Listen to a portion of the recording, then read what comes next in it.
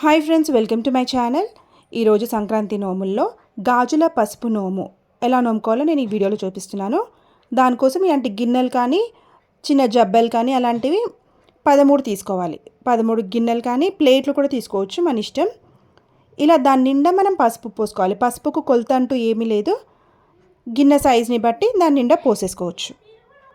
అలా 13 గిన్నెల్లో పసుపు పోసుకొని పెట్టుకోవాలి. ఒక్కొక్క గిన్నెలో ఇలా పసుపు మీద రెండు గాజులు పెట్టుకోవాలి. గాజులు మీరు చిట్టి గాజులైనా సరే, ఇలా పెద్ద గాజులైనా సరే ఏదైనా పెట్టుకోవచ్చు. ఇలా 13 గిన్నెలు సెట్ చేసుకొని పెట్టుకోవాలి.